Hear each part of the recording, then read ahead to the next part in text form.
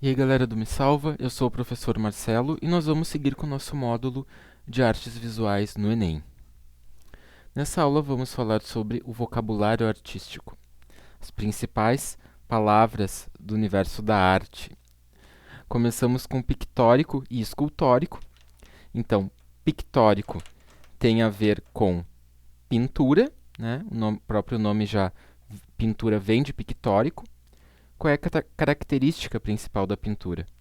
Ela tem duas dimensões. Então, a gente vai ter a altura e a largura, tá? São duas dimensões.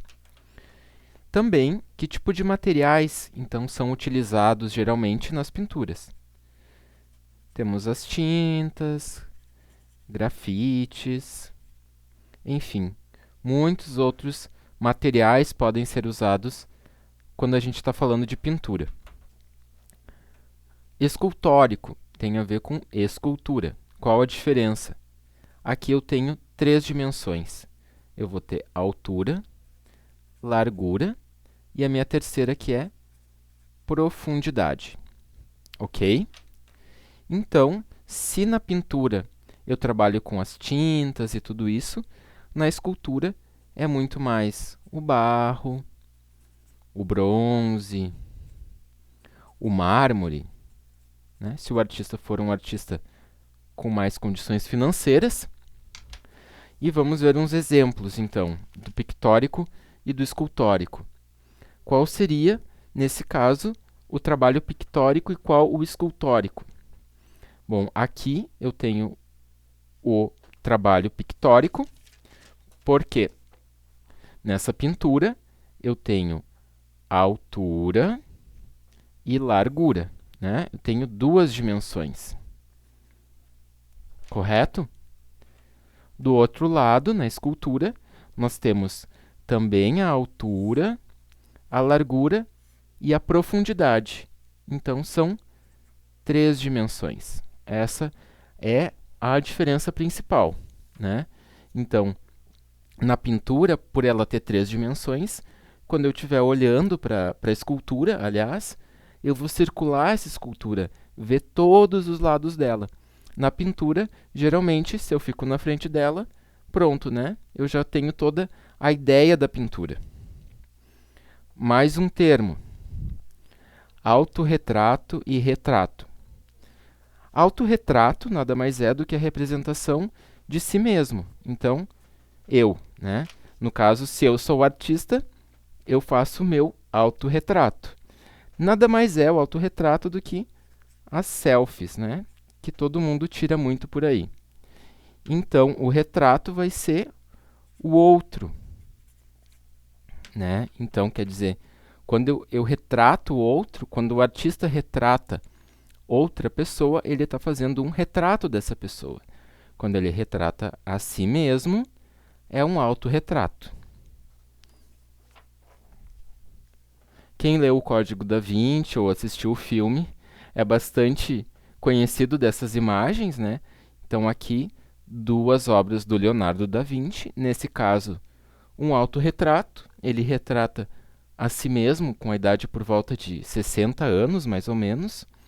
E aqui ele retrata a Mona Lisa. Então, é um retrato de outra pessoa. Por isso, um retrato e aqui um autorretrato. Outro termo que é bastante comum, outros termos que são bastante comuns quando a gente está falando em arte, é o da figuração e da abstração. Então, o que acontece na figuração?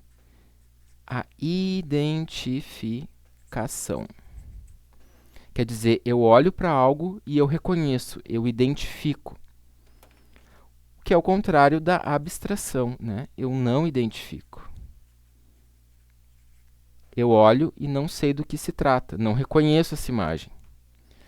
Também temos, no caso, então, da figuração, uma narrativa, né? Existe uma história sendo contada nessa imagem.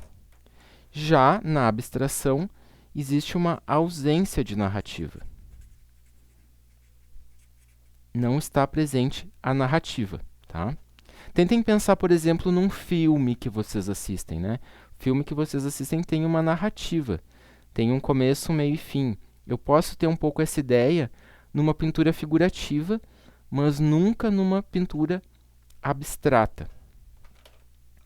Bom, aqui também temos, então, como terceira característica da pintura figurativa, uma imagem que busca representar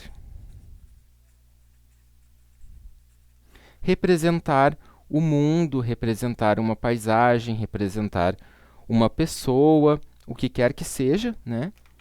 E na abstração, por sua vez, né, não existe o desejo de representar nada. Ela não trata de apresentar de novo, mas de apresentar.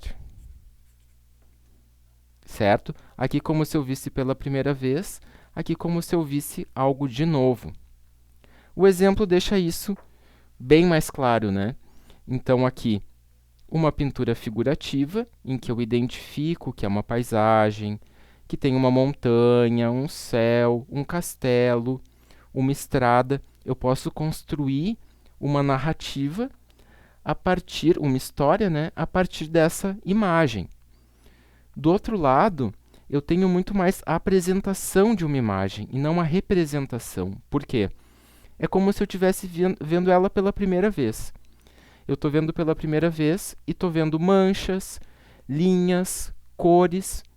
Eu não identifico uma imagem conhecida aqui.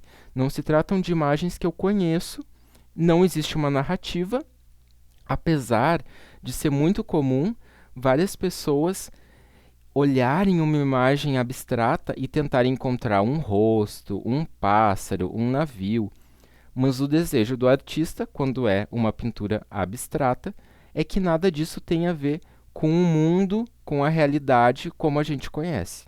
A gente vai falar mais sobre a pintura abstrata quando a gente falar sobre as vanguardas artísticas do século XX, que é quando surge a pintura abstrata. Mais um termo muito importante desse nosso vocabulário é a arte acadêmica. Provavelmente, durante a prova do Enem, vocês vão se deparar com esse termo, acadêmica. O que isso quer dizer? Arte acadêmica vem de academia. Não é a academia onde vocês malham, mas é a academia como lugar de ensino da arte. Tá? Então, é uma arte vinculada a um local de ensino. Esse local de ensino, ele tem muitas regras. Tá? Hoje em dia, não é tão comum a arte acadêmica, apesar de a gente ver pessoas pintando de uma forma bastante acadêmica. Então, na arte acadêmica, nós temos regras, e regras que são bastante rígidas, que o artista não deveria fugir dessas regras, que é de uma representação fiel da realidade das imagens, tá? Representação fiel das imagens. Então, eu olho e reconheço, a arte acadêmica sempre é figurativa, para a gente usar um termo anterior, sempre tem a ver com esse tipo de representação fiel das imagens. Quais são os assuntos que a arte acadêmica trata? Principalmente da mitologia, da literatura, temas bíblicos também, e alguns outros temas. É um pouco reduzido, não temos uma grande variedade de temas. É mais ou menos isso, paisagens, retratos, mas o que caracteriza como acadêmica é essa representação buscando ser o mais fiel possível com as imagens que estão aí pelo mundo. Bom, tudo isso nos leva a pensar que a arte acadêmica é conservadora. Conservadora, tradicional, é todo esse conjunto aqui é o que a gente vai ver depois sendo rompido pelas vanguardas artísticas do século XX. Ok? Bom, aqui um exemplo de pintura acadêmica. Victor Meirelles, que é um artista brasileiro, representa nessa obra a Moema, inspirado em um poema. Então, é uma personagem literária, representada aí nessa praia, né? Tudo a gente reconhece cada um desses elementos. E outra coisa importante sobre a arte acadêmica é que ela é muito idealizada. tá? Aqui nesse caso é uma índia, representação de uma índia que está morta na beira de uma praia. Será que alguém morre com essa elegância, né? Tudo muito composto, tudo muito calculado, né? Então a gente sabe que essa cena não aconteceu, porque é uma cena da literatura, mas o artista imagina ela de um modo muito idealizado. Isso é arte acadêmica. Pessoal, vimos então um pouco sobre o vocabulário artístico e continuamos na próxima aula.